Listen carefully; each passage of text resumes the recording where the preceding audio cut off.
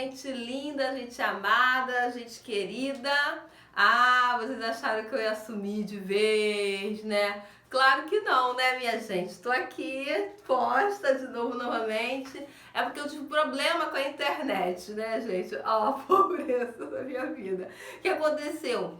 Eu tive problema com a conexão, que tava levando 3, 4 dias para poder subir os vídeos pro YouTube. E aí o que aconteceu? Eu acabei preferindo parar um pouco, botar a cabeça pra pensar. Vamos ver como é que funciona esse negócio de rede social, de YouTube, sei lá que coisas são essas, pra gente poder estar fazendo um conteúdo bacana, um conteúdo que sirva não para esses tempos só de quarentena, mas que fique aí, né, para a posteridade. Eu espero estar gravando 20 mil vídeos, 30 mil vídeos, 50 mil vídeos. Eu quero ser a popstar filosófica do YouTube.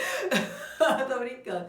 Mas a intenção é trazer bastante conteúdo visual dessa forma, porque você, meu aluno, né? Você, meu futuro aluno, pessoas que são interessadas e, poxa, vou começar a estudar filosofia, vou começar a tentar entender o que é isso. Esse canal é um excelente ponto de partida para isso, né? Então a minha intenção, na verdade, como eu sempre falo aqui com vocês, é sempre deixar um material bacana, disponível e que seja ao alcance da maioria de todos. Para tanto, a minha intenção era, de fato, fazer um material caprichado, fazer um material bonito, uma abertura. Queria subir aqui com efeito especial. Voltei, galera! Mas ainda não deu, gente, porque eu não consegui entender nada. Nada do que, como é que funciona essa questão, né, de produção de vídeo. Mas eu vou chegar lá, gente, eu vou entender. Tem que ter persistência, é o que eu falo com você, meu aluno, minha aluna, que nem sempre tem saberes que a gente se apropria de forma imediata. Algumas coisas a gente consegue pegar, outras coisas não. E desse modo, não é desistir, não é dizer isso não é pra mim, não. É persistir até chegar lá, até entender como é que funciona um objeto de conhecimento, uma ferramenta, o que quer que seja. Outra novidade, né? Troquei o espaço, gente. Troquei o espaço, troquei o estúdio. Esse espaço aqui é minha sala de estudos, na verdade, né? É o canto da minha casa que eu paro pra, na verdade, acumular meus livros, que eu estudo a casa inteira, como eu já falei pra vocês. Eu estudo no closet quando meu filhinho tá dormindo, eu fico lá pertinho dele, fico lá no closet quietinha, no meu silêncio, com a luz acesa, fico ali estudando. Aqui é minha sala de estudos. E tem uma luz natural aqui do lado que super favorece, né? Aí, como ele tá lá com a minha irmã, eu falei assim, então vou gravar aqui na salinha de estudos, até pra gente conseguir ter, assim, né, um ambiente que favoreça mais essa questão do conhecimento. Eu espero que vocês gostem. Da mesma forma que vocês tenham gostado dos outros vídeos, é bom que vocês vão conhecer da minha casa, né, gente? Aos pouquinhos, né? Então, pessoal, que semanas loucas é essa que a gente está vivendo, Brasil? Fala pra mim, galera. Quando foi... Não, a gente já tinha falado muita coisa, né? Principalmente com os nonos anos, né? Que a gente passaria por dias caóticos. Mas qual foi o momento que a gente imaginou que a gente ia ter que ficar trancado dentro de casa, pensando nessa conjuntura, né? Porque aqui no Brasil a gente tem dois problemas muito graves, né? A gente tem uma pandemia, né, que já atacou todos os estados, né? Ao que parece, somente do Acre, ainda que não teve mortes confirmadas pelo Covid-19, mas além disso nós temos um governo, né, uma estrutura governamental que não está favorecendo o andamento, né, do processo, né, de adequação, né? Nós, enquanto povo, enquanto seres tutelados, olha o Foucault aí, gente, que somos, porque por mais que Não, nós somos independentes, eu, você, não, nós somos independentes, nós temos nosso direito de ir e vir. Até que ponto? Nós estamos tendo a sugestão, olha só, do governo de nós ficarmos em casa, determinados setores do governo, de nós ficarmos em casa. A ordem é ficar em casa. Até o presente momento, ninguém é multado, ninguém é preso, ninguém sofre nenhum tipo de sanção por estar na rua. Mas em determinados países já ocorre esse tipo de sanção. Nós temos sim, olha só, aqui no Rio de Janeiro, por exemplo, em São Paulo e em muitas capitais, o sistema de transportes, eles foram diminuídos em uma determinada quantidade. Sendo assim, o nosso direito de ir e vir, ele vai ficando cada vez mais restrito. É isso que você, meu aluno, minha aluna, meu amigo, pessoas que estão interessadas a pensar filosoficamente, tem que começar a perceber esses processos. Nós somos seres livres até que ponto? Em que regime nós vivemos? Ah, Patrícia, nós vivemos um regime democrático. Concordo com vocês. Mas só que dentro dessa democracia há um acordo, ou podemos até falar de contratos, em que nós sabemos que temos que ter um determinado comportamento em sociedade. Sendo assim, fica complicado a gente falar do direito de ir e vir, que nós sempre nós nos orgulhamos de dizer. Outra coisa é o direito da livre expressão. Até que ponto nós temos o direito de fato de sermos livres para falar, para nos expressar? Esses temas a gente ainda vai tratar mais profundamente aqui no canal. Eu vou passar outros vídeos para vocês nesse sentido. Mas o que eu tô querendo trazer é conteúdo mesmo, tá, pessoal? Minha galerinha aí de Panaro Figueira, 8º ano, sinalzinho do 7º ano. Vamos sentir um pouco o clima do que a gente vai trabalhar esse ano em sala de aula? Gente, que loucura é essa? Fala pra mim, minha gente. Fala pra mim que eu tô mais entendendo mais nada. Passei essas 2 semanas sem gravar vídeo igual uma esponja, né? Lendo tudo, colhendo tudo, absorvendo tudo, parando, pensando, vou lá pro terraço, fico lá refletindo no que pode ser as coisas, como pode funcionar as coisas. Olha pra minha janela que eu vejo o infinito. Lembra da leitura de mundo que a gente trabalhou nos outros textos? Tudo isso a gente vai se apropriando, a gente pode dizer, de uma maneira crítica ou racional, melhor dizendo, né? Hoje a palavra crítica ela é uma palavra mais complicada de se usar, mas a gente pode falar de uma forma mais racionalizante, em que a gente solta aos poucos, como eu falo com vocês, dos conceitos e ideias pré-concebidas, pré-estabelecidas, que nos impedem até mesmo da gente se desenvolver enquanto pessoa independente. Sim, isso mesmo. Mas por que, Patrícia, você está falando essa questão de dependência e independência? Porque a independência, a nossa dependência, ela é pro lado de fora. A gente hoje, né? Nós estamos, por exemplo, eu amo correr em Ipanema. Quem me conhece, meu aluno sabe disso. Todo domingo eu tava lá batendo ponto no posto 9 até o posto 7 em Copacabana. Eu voltava maravilhosa, plena, diva, pegava meu carro e voltava para Baixada Fluminense, que é para Nilópolis. Contudo, nós temos hoje esse cerceamento. Porém, eu estou sendo privada do meu direito de ir e vir? Aliás, a minha mente, ela está sendo privada de pensar? Não.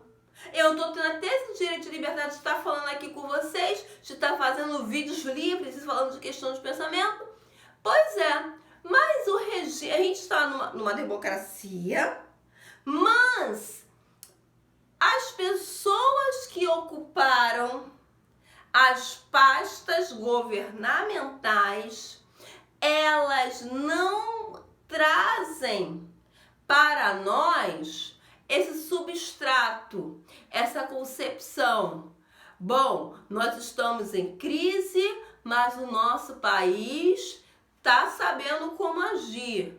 Nós estamos em meio de uma pandemia, mas a coisa está sendo controlada porque está tendo todo o respaldo do dito governo. Nós sabemos que não estou falando mentira aqui, né? A gente está vendo um governo totalmente desequilibrado.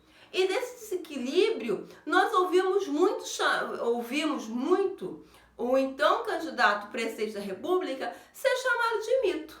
E, gente, esse é o tema da aula de hoje. Olha como é que eu falo até para chegar lá. Mas isso é para... Meu aluno já sabe, os alunos que vêm comigo desde o 5º, 6º ano já sabem. É a gente dar essa volta, esse contexto todo para localizar vocês. Eu não vim falar hoje de política, eu não vim falar do presidente. Hoje nós viemos falar de mitologia.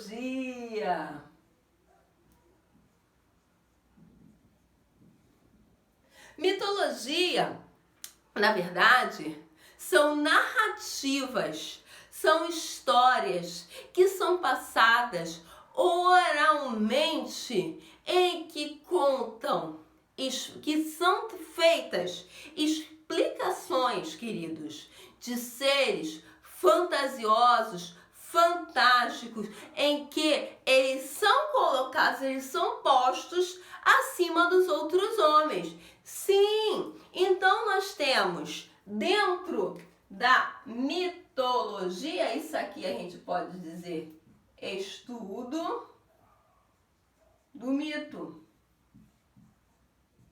O mito são narrativas de 6º ano. Esse conteúdo é todo seu, tá? Eu ainda consegui dar uma aula para 607. Depois é uma aula longa, né? Uma aula de 2 tempos, né? Porque a gente também pega ensino religioso com essa turma. Então a gente conseguiu explorar bastante esse tema. Mas teve turma de 6º ano que eu não consegui pegar esse ano por conta do problema que eu tive de saúde que eu tive no início do ano. Então vocês, meus queridos alunos de Panaro Figueira, fique atento a isso aqui, fique atento a esse conteúdo, porque a gente vai trabalhar isso aqui em sala de aula, tá bom? Beleza. São as narrativas de deuses e heróis. Mas o que faz um indivíduo ser um ser mitológico? Então, ele tem que ser a fusão de Deus e herói. Ah, Patrícia, não, peraí, você falou que existia as castas, os deuses antigos, semideuses e os deuses lá do alto do Olimpo. Existem as castas sim, gente. Mas só que se a gente for colocar em termos de hoje, que tem as pessoas falam assim, ah, fulano é um mito, ah, o Pelé é um mito, ah, Romário é um mito, entre outras pessoas que nós ouvimos chamar de mito também. A gente precisa, enquanto pessoas interessadas a estudar filosofia, a entender qual é o lugar deste indivíduo, independente se é o Romário, se é o Pelé, se é o Neymar, se é o político A, B ou C. Por que ele se torna? Aí a gente precisa decidir. Se é um deus, se é o herói, ou se acaba sendo a fusão dos dois. Bom, quem vai ser o herói, gente? O herói não é aquele que, no olhar do grego, tá, pessoal? Porque se a gente for passar pela lógica hollywoodiana, então vamos lá. Hollywood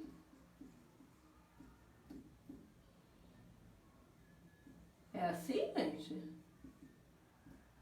Descreve como o ser que salva o dia. É criada uma situação, essa criatura consegue salvar todo mundo, resolver o problema ali do planeta e ficou tudo da normalidade. Se a gente for partir para a lógica dos gregos, que é aquela que a gente está mais interessado em pensar, o herói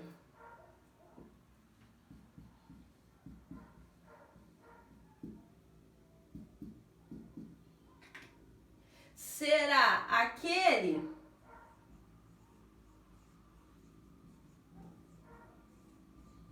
que oferece a sua existência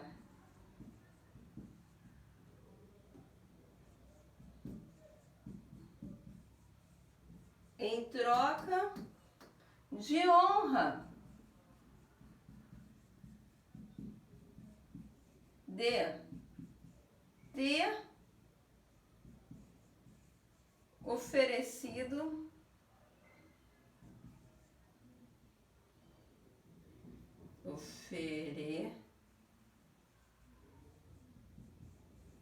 algo em prol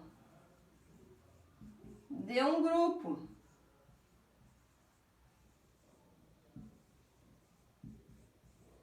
Amores, o herói hollywoodiano, ele está interessado em salvar o dia e sobreviver.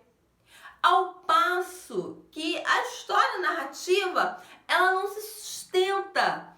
Ela acaba... Vocês querem ver uma narrativa assim? Pessoal da minha idade, né? O pessoal mais velho. Porque tem muitos adolescentes assistindo esse canal. Pode não ter assistido. A Múmia. A gente tem a Múmia 1, a Múmia 2, o Retorno da Múmia. Eu acho que é a Múmia na China. São 4 filmes desses. O 1 foi excelente, foi um filmão. Pelo menos eu gostei. Hollywoodiano. Muito bom, gostei de ver. O 2, meio forçadinho. O 3, a história já tava meio braba, assim, já tava difícil de ela se sustentar. A 4ª história, mudaram até a heroína. Ou seja, a história ela não consegue se manter. Por quê? Porque o herói, ele resolve de imediato uma situação. Então aqui, ó, no hollywoodiano, o herói hollywoodiano, o tempo dele é determinado.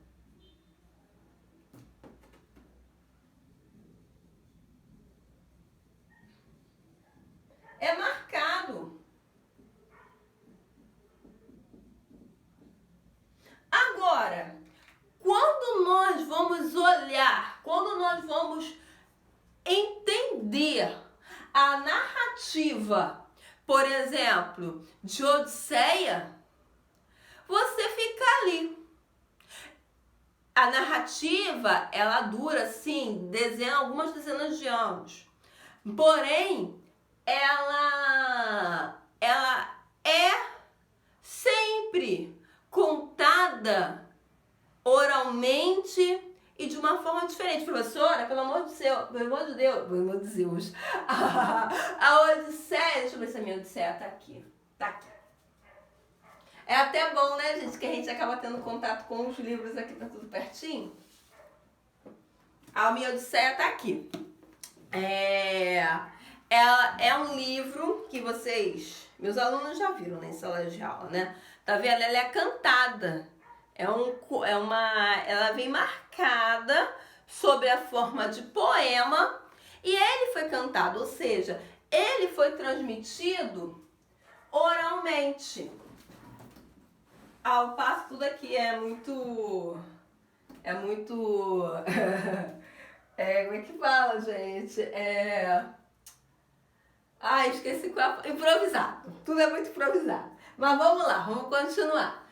Quando a gente olha para a Odisseia, nós vemos os cantos ali marcados de forma... É um livro, eu chamo de livro mágico, né? Porque quase você ouve o canto representado pelos personagens muito bem descritos e marcados por Homero. E cada criatura que Odisseu acaba encontrando no meio do caminho vai trazendo e vai inventando um homem que simplesmente sai da guerra, foge da guerra, para tentar retornar ao seu lar.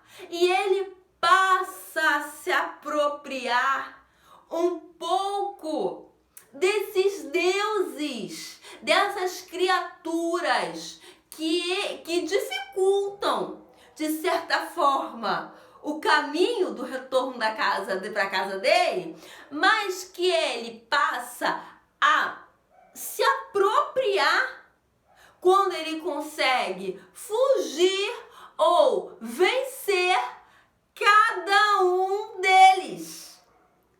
Ou seja, o herói, ele vai se apropriando das coisas. Olha, pessoal, como é que a gente não pode desatrelar? É muito complicado quando nós temos que fazer. Eu faço isso em sala de aula didaticamente, só para vocês entenderem. Quando vocês são bem novinhos, quando vocês chegam no 9º ano, eu revejo um pouco isso com vocês por conta disso. Pessoal aí, dos meus alunos do ano passado, do 9º ano, para você Universidade de Filosofia, vê isso aqui que vai ser importante para vocês. Quando o herói grego, ele faz toda a sua jornada, você pode perceber em cada narrativa que ele vai crescendo. Ou seja, ele se apropria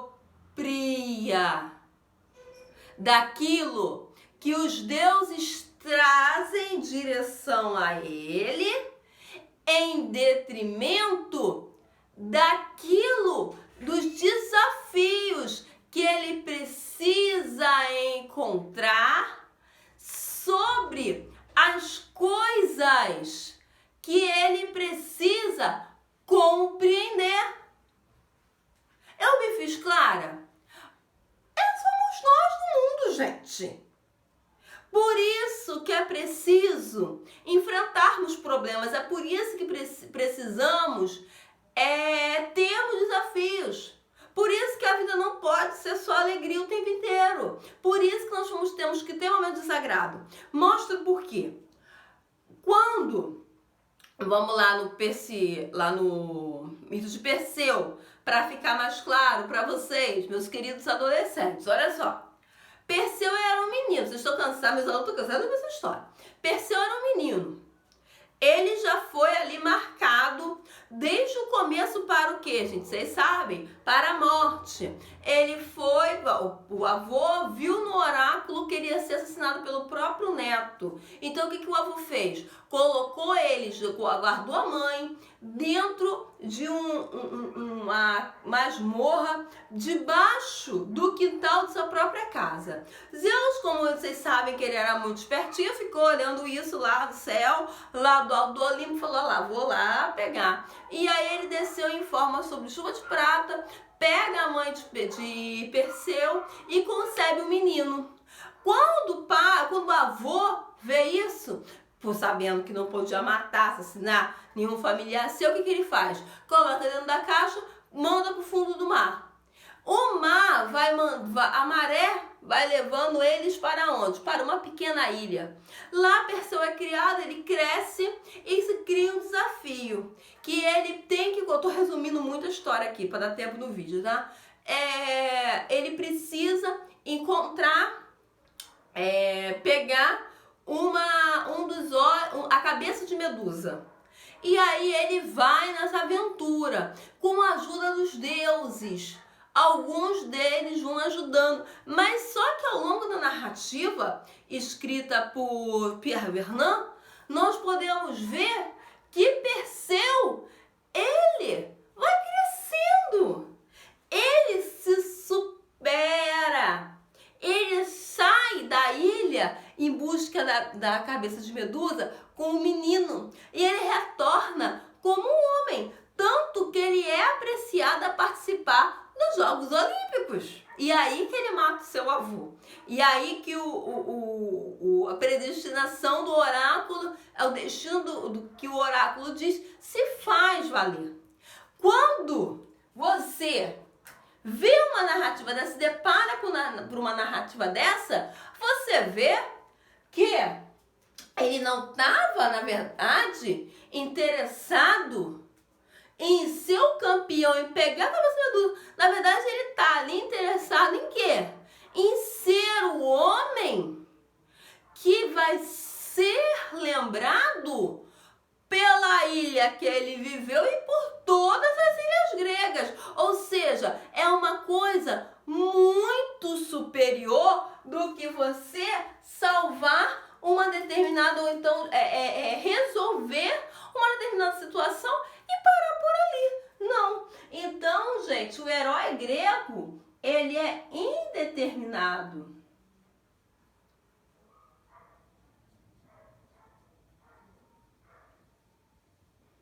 Em temporalidade.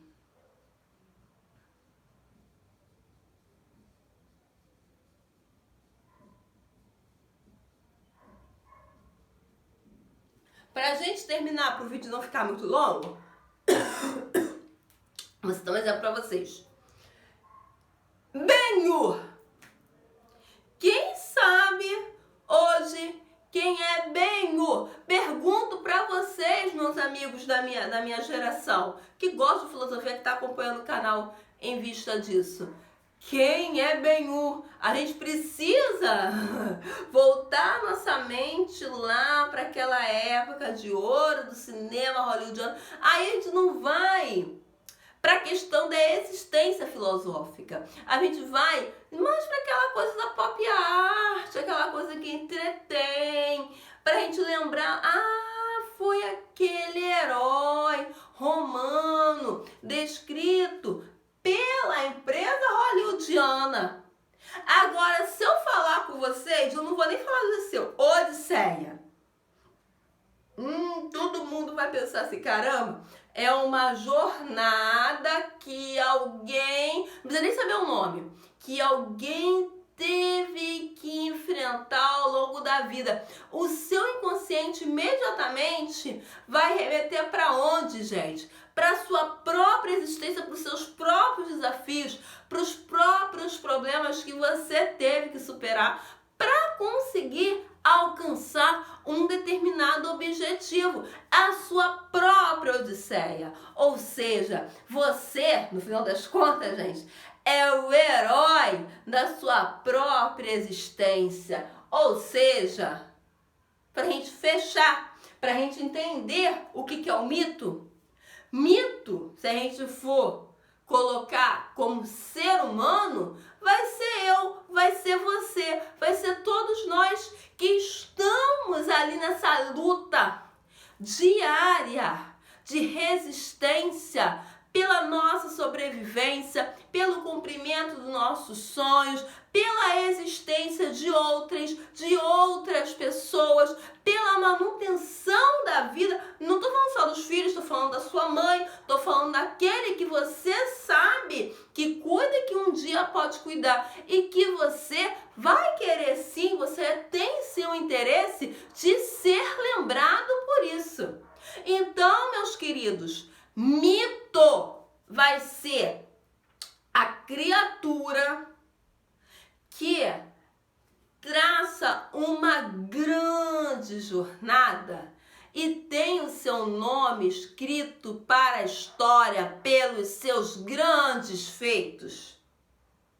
Não é ancorado em ninguém, em uma grande massa, e sim apoiado por alguns seres superiores que nós, seguindo a tradição grega, julgamos chamá-los de deuses.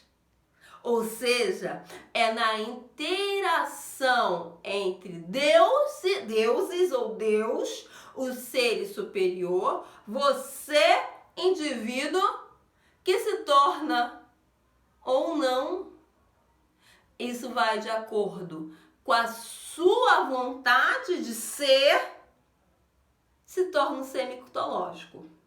Então, meus queridos, antes da gente começar, fulano é mito, ciclano é mito, beltrano é mito, vamos tentar pensar na existência de cada um, aquilo que ele está trazendo em prol para cada um, para a gente conseguir entender o que significa de fato esse tal adjetivo que acabou se tornando, que era um substantivo, acabou se tornando um adjetivo desses dias. Mito. Pessoal, amanhã a gente vai começar a falar de coisas do século XX, alguns paradoxos, século XV, desculpa, de alguns paradoxos, que vai ser conteúdo de 8º ano. Hoje foi mitologia, conteúdo de 6º ano. Espero que você, meu aluno, em algum momento olhe esse vídeo. Não precisa ser hoje, não precisa ser amanhã, mas em algum momento desse ano você vai ter que olhar esse vídeo. Nem que eu tenha que colocar esse vídeo exposto na sala de aula para você. Então, ó, beijo pra vocês, gente. Pessoal que tava sentindo saudade dos nossos vídeos, ó, coraçõezinhos 1000 pra vocês. Amo vocês. Obrigada pelo apoio, obrigada pelo carinho, obrigada pela preocupação também. Estamos aqui juntos, tá? Não vou fazer uma saída, uma saída hollywoodiana, mas vou sair descendo. Um beijo pra vocês, gente. Tudo de bom. Até amanhã.